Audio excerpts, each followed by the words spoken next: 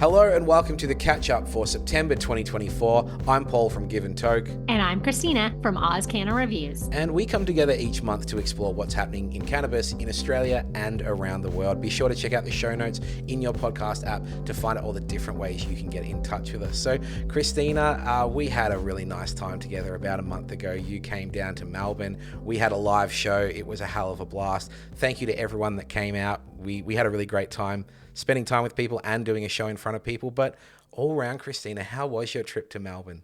It was magical. I had such a great time. Yeah, enough so that I'll definitely go back to Melbourne. It was never really somewhere that was on the top of my, hey, let's go check that place out. But the weather behaved almost the whole time I was there. But yeah, no, it was gorgeous. And I met a lot of really great people. And then I joke that I ate a lot of beef while I was gone, which is a little bizarre because here I'm in Queensland on the Darling Downs and we've got some phenomenal beef here. And yeah, I went all the way to Melbourne to eat beef, but it was yum. Yum.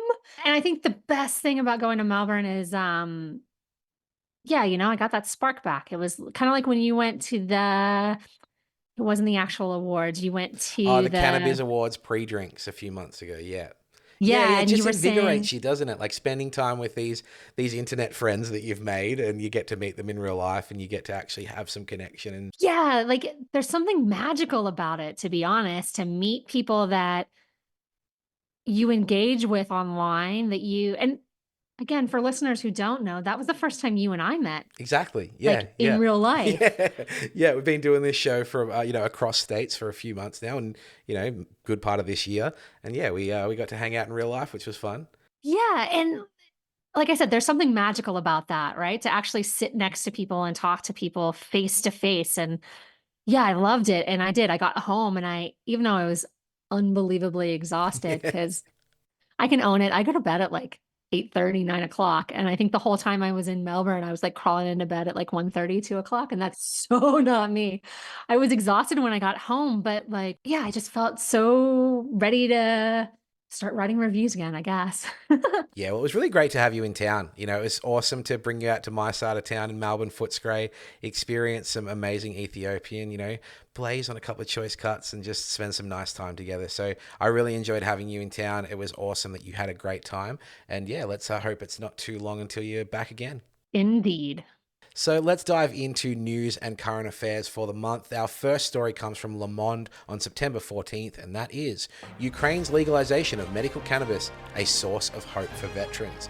So as Ukrainian troops took their offensive into the Kursk region of Russia on August 16th, medical cannabis was very sneakily legalized with the authorization for cultivation of hemp for medical, industrial, and scientific purposes. Those with a medical prescription will be able to purchase cannabis legally, and the sale and distribution of which will be strictly controlled by the government. So we always get excited when it's any other country doing any form of legalization. And here's Ukraine sneaking through a bit of cheeky medical cannabis. What do you think, Christina? I love it. I love it. I mean, I wish it wasn't just strictly controlled by the government in the sense that, it does kind of look like there's no wiggle room as to how it's going to be grown or anything like that, which, whatever, I'm not going to nitpick it. The important thing is that for the troops, I think it's a great thing. Definitely, yeah. I mean, this was pitched about 6 to 8 months ago, as an idea to support the PTSD and the suffering of the Ukrainian people, who's suffering more than those on the front lines of this, horrendous war in Europe. So it's really cool to see that cannabis is being seen as a legitimate option. Obviously, we want to see cannabis be a little bit more freely available, but I'm hopeful that their system maybe somewhat replicates ours.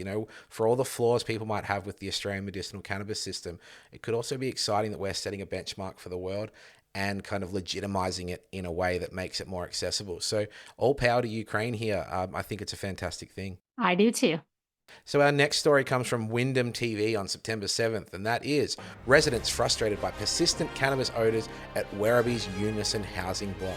So residents of the Unison community housing block in Werribee are growing increasingly frustrated by persistent cannabis odours infiltrating their homes.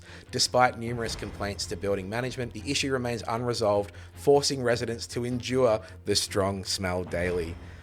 This is an interesting one, isn't it? I mean, I think there's some pretty good arguments on every side of this one. What do you think about the horrible odours infiltrating homes in Werribee? From a responsible consumption standpoint, if you're vaping, there's very minimal smell. Not only that, though, you should be respectful of your neighbors. I mean, how hard is it to crack a window, walk outside? I mean, in college, I used to take dryer sheets, so you would take an empty roll, like paper towel roll, and then you would shove dryer sheets in it, and then you'd blow your smoke through it. It actually works relatively well. So, from a obnoxious early 20-year-old standpoint, have a little bit more respect for your neighbors, dude. As a uni student in my early 20s, that's what I was often looking for was, the dryer sheets and, buying them on Amazon, importing them into Australia to do that very thing. I think, like, let's be real, cannabis odors are offensive to non-consumers. Like, as much as people want to be like, oh, I love the smell, like, if you don't smoke weed, it's pretty noticeable, it's pretty obnoxious. And so my thing has always been, because I know that I've pissed off countless neighbors over the years, is put some effort into mitigating the smell. Like, show that you care a little bit. Like, yep, use a dry herb vape a little bit more often. Burn some incense. Go to the park for one of your joints tonight. Just give your neighbors a little bit of a break. Like, I actually think I'm literally dealing with this problem right now where my neighbors are like not talking to me and staring me down because of the aroma. I'm consuming legal cannabis, so I'm not concerned about their conservatism. But I just want them to know, like, hey, yeah, guys, I'm going to friends' houses. I'm going to the park. I'm burning incense. I'm trying here. I'm not just trying to blow it into your windows. So, look, I think there's sympathy on both sides. I think people should be able to enjoy cannabis in their home and have a nice time. But I also think people should be able to get a little bit of a break from it sometimes. So maybe talk to your neighbors, find a good time to do it. Maybe wait till the neighbors' kids are in bed. There's always a way around this. There's always a happy balance for sure. Our next story comes from Cannabis on September 6th. Founder of telehealth clinic banned from dispensing cannabis. So the founder of Dispensed, Adam Eunice, has stepped away from the company after being banned from dispensing Schedule 8 medicine. The pharmacist cannot administer, supply, handle, or dispense medicinal cannabis. So this is a pretty hot story for the industry because Dispensed, and let's be really clear, not Dispense Direct, who are an excellent pharmacy. Dispensed is an organization that I think we could pretty comfortably call one of the cowboys of our industry. And our industry needs cowboys and it needs disruptors. I just must say that Dispensed is probably the only organization that I have shit talked on this program. And it's for good reason. It's because I'm uncomfortable in the way their model operates. I look at what they do in terms of marketing. They've really pushed the envelope there. They've got influencer marketing, which is not approved. They've had in-person marketing at a 420 event that I've been at. And they've also got these sign-up tablets in smoke shops and things like that. We need disruptors. Disruptors and startups, push boundaries and create new ideas. But I question how you can look at their model and go, this is good medicine. They send a list to patients going, hey, we have these indicas and these sativas. The next month, you might not be able to get the same product. So I've been uncomfortable with Dispense model for a long time, and I'm not surprised to see them being punished in a significant way. We've spoken about other organizations being punished in significant ways, and I love to see them working with the TGA and changing things and pushing boundaries in a respectful way. Dispense, to me, has not been respectful in the way that they've pushed boundaries, and I think you can see the proof is in the pudding with their founder being banned from dispensing medicinal cannabis. I gotta agree with you. Um, hmm. I think my biggest issue with Dispensed is, again, it's the free up front and then the lock you into their system. And I just don't agree with that from a medical standpoint. I feel like that your doctor and you should be able to have conversations about what type of medicines that you are taking and that you should have access to a steady, consistent supply. And one of the things that comes up about Dispense is that, it's not a steady, consistent supply, that things are constantly changing with them. So from a therapeutic standpoint, it's hard to be consistent with your rotation if you never really know what's going to be available. The other thing that I say all the time is that I'm not a fan of places that lock you into their dispensary. I hate that. I feel like as a patient, if I want to go to my local pharmacy that supplies my medicine, I should be able to walk to my local pharmacy and get my medicine.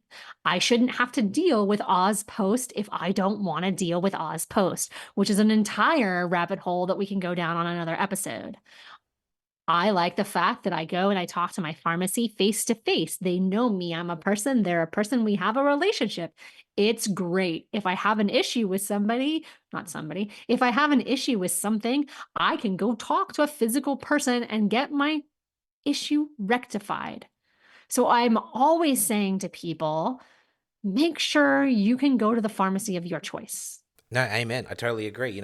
We have so little power. This is an expensive medication. We should be able to find, even if something's $20 cheaper, that makes a huge difference over a couple of months. Saving $20 every few weeks makes a huge difference more than ever. So I do think people need to have choice, and it's inbuilt in Dispensed's model to have very limited choice. Man, I'm with you though. We do need people to rock the boat every now and then. We do, for sure. It's a real fine line. And I think until we move into an adult use model, I'm going to say it, dispense is not really a place that I feel has patients' best interest at heart. I think that's the really difficult thing about this conversation, because there's some days where people talk to me about, yeah, I kind of just said that I have this condition and now I have access to legal cannabis. And I get excited because they're not going to a drug dealer anymore. They're not supporting the black market. They're not paying bikie gangs for their drugs. They're actually getting them from a reliable, consistent source. With that being said, if we want to legitimize this as a true medicine, that is kind of the antithesis of what we're trying to do. It does need to have some legitimacy. It does need to have medical integrity. And so on one hand, I want to go, I'm just happy that people have access to safe legal cannabis. But on the other hand, I go, we need this industry to be legitimate as possible, so that we can legitimize this in this country and around the world. If we want to be world leaders, our programs need to operate with integrity and need to be aiming to meet all the standards set by the TGA, regardless of what you think of them. They're there, they have their rules, they're doing their job. Your opinion doesn't really matter about that. You need to kind of follow their rules. So it's a really tricky one, because I want more people to have access to safe legal cannabis, but I want the organizations who are leading the charge to know that they've got a huge burden of responsibility on their shoulders to do this the right way. And if you're being banned from dispensing a medication, the suggestion is that perhaps you haven't been doing things the right way. And I hope they have a good look at how they can do things the right way, because that's what patients deserve. I agree. So our next story comes from Marijuana Moment on September 6th, and that is, marijuana legalization is a significant threat to alcohol industry because people substitute cannabis for beer and wine, analysis finds. So, financial analysts from Bloomberg Intelligence project that slumping sales of wine and spirits may extend indefinitely, which will stem largely from the increased consumer access to legal cannabis and shifting consumer demands, of course. According to the survey, nearly half of respondents reported using cannabis as an alcohol substitute at least once a week. So, Christina, we're seeing booze sales decline around the world. I mean, this is a US study, but it is happening in places where legalization is occurring. And this article and this analysis suggests that it's cannabis's fault. Thoughts? Maybe it is. But is that a bad thing? I mean, in all honesty, is that a bad thing? Again, there's countless issues with alcohol, whether we're talking about health issues where you get cirrhosis of the liver and things like that, or we're talking about violence that gets fueled from alcohol, or, I could go on and on about all the negativities with alcohol. I really could. So to switch it over to cannabis, is that really, is that really that bad? I don't think it is.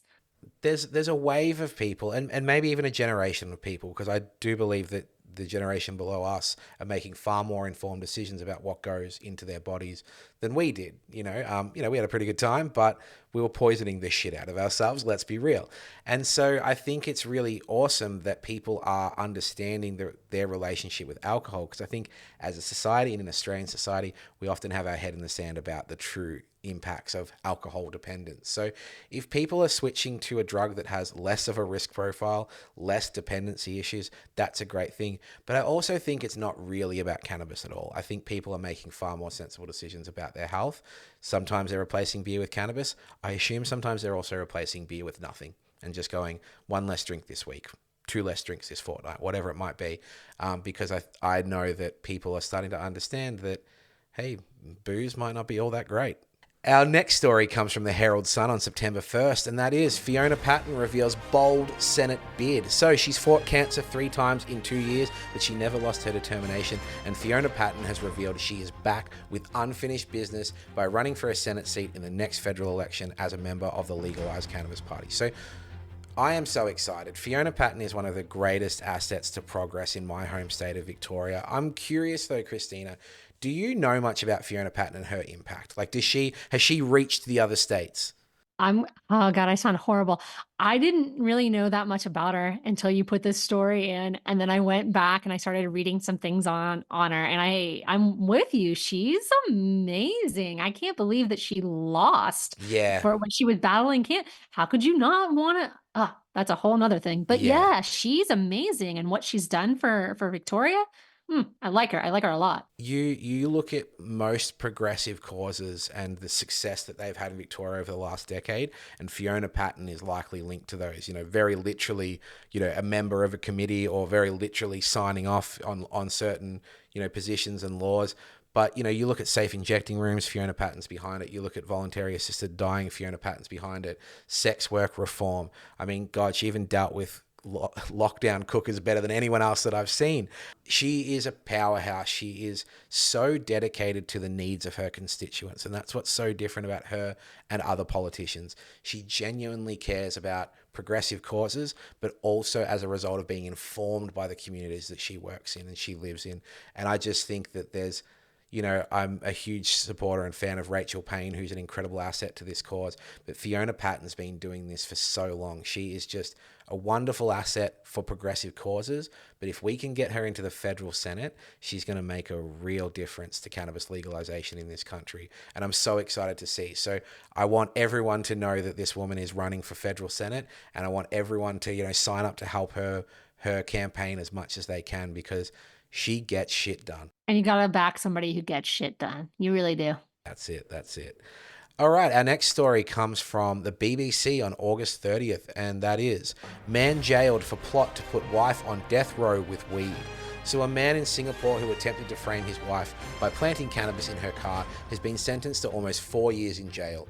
Tan Shuang Long, 37, planted what he thought was more than half a kilo of cannabis in his estranged wife's car. He didn't account for the fact that his wife's car was equipped with a camera which sent her a phone notification alerting her to his crime. So this is pretty whack, because, Singapore does not have very friendly drug laws.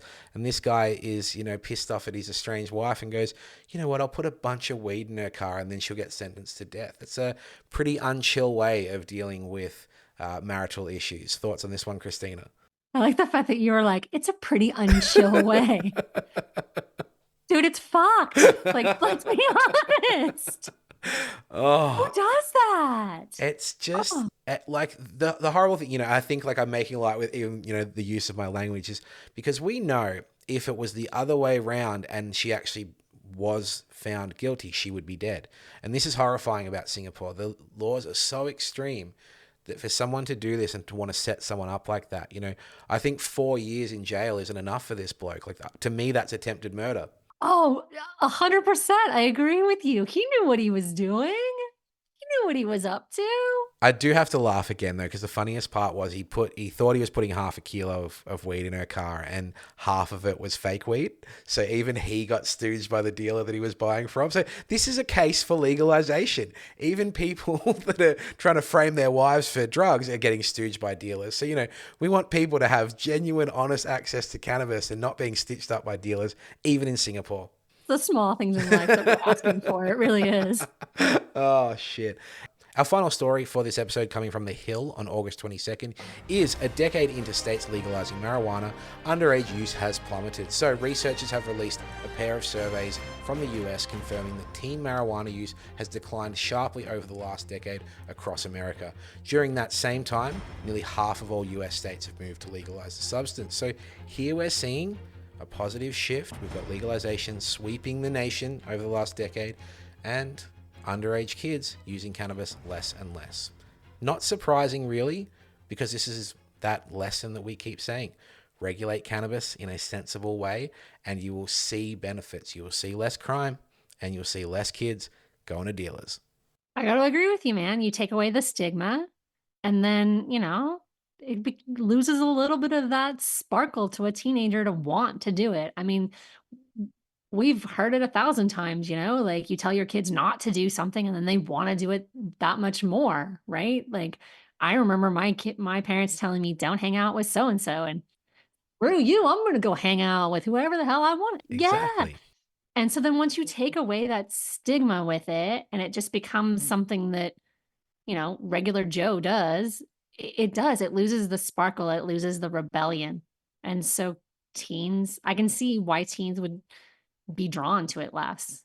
The more we talk about cannabis being useful for like a boomer's osteoarthritis, or my mid-30s anxiety and insomnia and menstrual cramps and menopause and things like that, the less cool this is going to be to kids. When I was growing up, weed was in like stoner movies, and you're like, God damn it, I want some White Castle and I want to smoke some weed. This thing is cool as, I identify with how high, absolutely. Like, it's changing. The more cannabis is normalized and is something that people do at the end of a work day, or, to calm down, or instead of a beer, teenagers and kids aren't going to think that that's cool. There's like, fucking weird medicine that the old people use. So, weird stinky medicine that the old people use. So, anything that makes cannabis less cool is great. Legalization reduces the glamour of cannabis. There's no two ways about it. So I'm happy to see, and I'm not surprised that less kids are consuming.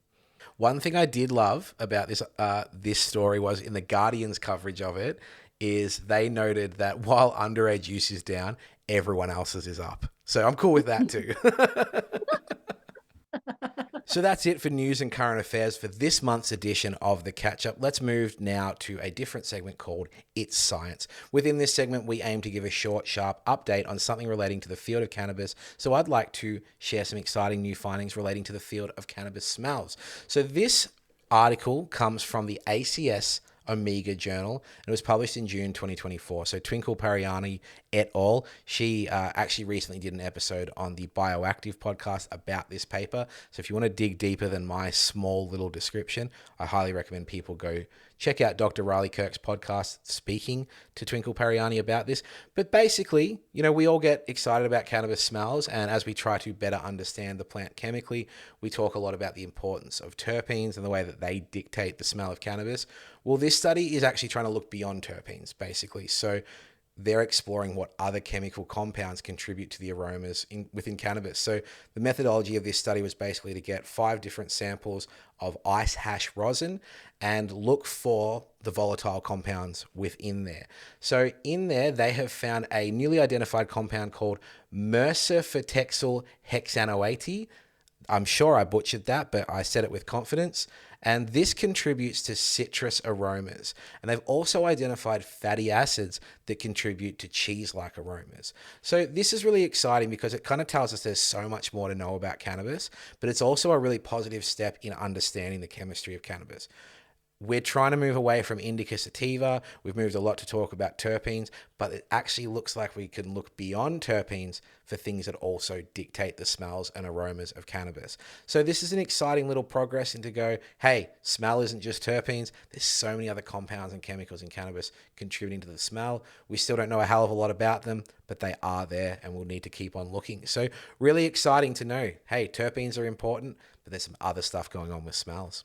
It's science. We're going to shift over to another classic segment here. This is Hot Tokes. Christina, this is our opportunity to get anything off our chest that might be grinding our gears. Is there any hot toke for you this month? I'm fucking devastated. What happened? Nano-emulsions. Oh, they're gone. My THC nano-emulsion has been discontinued. And I'm devastated because I didn't know it was going to be discontinued. I just got 5 refills for it. I didn't keep a break in case of emergency bottle, because sometimes you might need a break in case of emergency bottle. So now a product that I've used for almost 2 years now, that I've found happy days with, that I've said in a couple of places is a game changer for me, that I'll own it. I shamelessly promote this product every chance I get with everybody who tells me that oils don't work for them or that edibles don't work for them. I stand on my soapbox with my megaphone and I scream, nano emotion. And now it's gone. If any of our listeners are unsure about what a nano-emulsion is, I mean, long story short, this is a way for oil and ingestible products to enter the bloodstream quicker. They've found a way to basically expand the molecules within the product to, be tiny, tiny pieces that can enter your bloodstream quicker, therefore affect you faster and leave quicker. So typically speaking, people know with edibles and oils and ingestibles, it can be up to an hour and a half. Nano-emulsions take effect as quickly as 5 to 15 minutes. So this is a hugely different way of ingesting cannabis, an exciting way to ingest cannabis. And I hope people, check out the AusCannaReviews info about nano-emulsions. Not that it bloody means anything now that you can't get them. So, I mean, this kind of echoes back to our point about Dispensed. You and I have grieved and mourned for multiple products that work really well for us that have been discontinued. The Dispensed models, they haven't been discontinued. It's just that they don't have them this month. They're not selling them this month. So, to bring it round, when you find a product that works for you, that can drastically improve your quality of life. There was a product called Mango Haze that was a flower that's just practically the only sativa, quote unquote, that I can handle. The only daytime cannabis type that works flawlessly for me. It was a balanced flower. Balanced flower, exactly. Yeah. 10% yeah. THC, 15% CBD. My perfect range for something that's uplifting and energizing. Just gone. No explanation, just gone. And it's really, really upsetting because I cannot find a product that matches it. And it's expensive to try and find a product that matches it. So, yeah, I feel your pain there. I think we could do a whole episode on, products that we've lost, that we're grieving for, that we're mourning for, because, yeah, you find something that works for you and then it's ripped from your hands. It's just so frustrating, right? Like, again, I've lost a flower here and there. Like, again, another balanced flower I lost that was fabulous. And I remember I struggled forever to find one that worked for me. And when I finally did, like, no shit, it was discontinued like within a few months later. And I was like, oh, we got to start the hunt all over again. I think flowers I'm going to roll with a little bit more. And I'm going to really say I'm uber cranky about the nano emulsion because there isn't another nano emulsion. It's not like I can go, okay, well, that sucks. I'm going to roll over to this next one and try this next one, right? Or, oh, I stuck with this particular one because I liked its flavor, which for the record, I didn't like the flavor. Yeah. They're pretty intensely gross sometimes, the nano emulsions. Yeah. I used it because it was a good product. Yeah. But that's just it, right? Like, it's frustrating. There isn't another product to replace it, right? And so from a patient perspective, it's frustrating. Yeah. And I just like a moment of silence for, I guess, all the amazing products we've lost. Let's pour one out. Not a nano emulsion, but we'll pour one out for the loss of nano emulsions. Well, I mean, the nano emulsions are the building blocks of the cannabis beverages that I loved so much in Canada. The beverages that stopped me from drinking actual alcohol because they somewhat replicated the experience of drinking with friends, drinking socially. A little buzz wears off, little buzz wears off. Like, these are really special things. And I think it's testament to the need for the industry to educate patients about different product types that are not just high THC. And now you might roll your one good eye at me for saying this, but again, this is Dispensed's fault because everything on Dispensed is 26 to 30% THC. So, they are contributing to this problem. And yeah, sorry to insult your eye injury there, Christina. My one for the listeners. Yesterday, I woke up and my left eye was like literally swollen shut. And I was like, Bob, I don't know if we can It's a real shame it's not a video podcast, guys. It's a real shame. Look, it's not swollen shut. It's open. I got my contacts in, but it's still. I figured out what it was, though. I figured out what it was. On Friday, I was pruning back my finger limes. Let this be a lesson to everybody. Finger limes. You should really wear safety glasses. I lopped the top. Classic finger lime attack. I lopped it. Like, I have a massive finger lime. Maybe I'll send you a picture to put in the show notes. Massive, right? Anyway, long story short with it, I lopped the top and I was looking up because I was lopping the top and it fell down and it clipped the corner of my eye, right? But I didn't think anything of it. It's not like it was like bleeding or anything. It was just a little tiny scratch on the corner of my eye. And so I think what happened is maybe I got some finger lime sap in my eye. And it ruined your whole weekend. Christina, don't worry. I'm at an age where I had ice cream and pizza last weekend. And it ruined my whole Sunday because of the lactose. So, look, as we get older, we're fickle beings. You're getting taken out for a couple of days by a finger lime. I'm getting taken out by pepperoni and vanilla. So, we're not the spring chickens we used to be. You know what my baker said to me yesterday when I went, because we're recording here on Sunday, and Saturday I went to the farmer's market. You know what the baker, oh God, his daughter, like 15, 16-year-old daughter, like, she was like, oh, you're here late today. And I'm like, yeah, you know, because I'm normally, you know, because of the butchers and the candlestick makers as well. Yeah. I'm like, I couldn't get up early because I couldn't get my contact in, yada, yada, yada. Life is tough, right? So I pull my sunnies down so she could kind of see my swollen eye. She says to me, oh my God, did somebody fart on your pillow? Is that pink eye? So not only did you ruin your own day, you ruined that poor girl's day of having to see that eye. Lucky her. I was like, no, nobody farted on my pillow. I'm like, it's not pink eye. It was just attack of the finger lime. Oh dear. Well, you know, I hope your eye gets better, and I hope you find a new nano-emulsion, Christina. Let's hope next month. It can only go up, right? So let's head towards the wrap up of this show, Christina. As we wrap up, what can we expect from AusCannaReviews this month? So I just did my Godfather's Gift review from FOMO. And then we've got Tasmanian Botanics and Garnet coming up. And then Mystery Mountain's Sunset Face Off. And then I just released my podcast there with Eric Chan from Cannabis Warehouse. And we're talking about the Compassionate Access Program, Compass. Love it. Great. You should totally listen to it, people. It's got solid information in it. Tells you how to get the ball rolling with your doctor. It's all about having conversations. Yeah, if you listen to last month's episode of the Catch-Up, the live episode at Mull Cafe, Eric was actually a guest on the show and was the highlight of the episode talking about that program. So to be able to sit down with you for the extended period of time and really dive into it for an hour is a great way for people to explore if that program is for them, if they can get some kind of relief on the cost of their medical cannabis through this amazing program supported by so many wonderful companies really putting their brands and their money where their mouth is. So it's a wonderful program. Eric's a great guest and it's an excellent listen. So people should definitely check out that episode. I couldn't agree more, except with the part about you saying that Eric was the highlight of last month's episode. I'd like to say the highlight of last month's episode was the amazing crowd that showed up who participated in the Q&A. Right.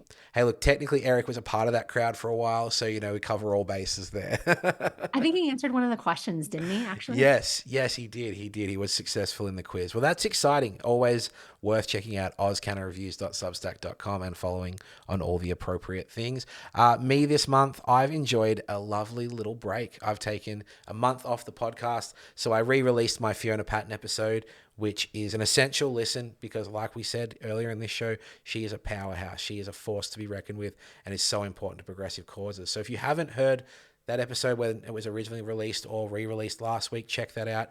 But I'm really excited. I've got two of my most requested guests coming up on the show. Got Dr. Brian Walker from the Legalised Cannabis WA party, as well as Tom Forrest, Australian leading agronomist, you know, man of the people. So I'm really excited to have those episodes coming up. So by the time you're listening to this, they won't be out yet, but they will be coming. So please keep your eye out for the return of the Give and Toke podcast. I'm looking forward to it for sure. And that's it for this month. You can find me at AusCannaReviews on Substack, Instagram, and Twitter. Yep, you'll find me at giventoke.com.au. I like to stay in touch on Instagram at giventoke. And don't forget to shop those Give and Toke accessories by using the code CATCHUP, that's CATCHUP, at checkout for $10 off. Be sure to subscribe, give us a 5-star rating and reviews, and of course, tell your friends about the show. I'm Christina. And I'm Paul. Thanks for listening.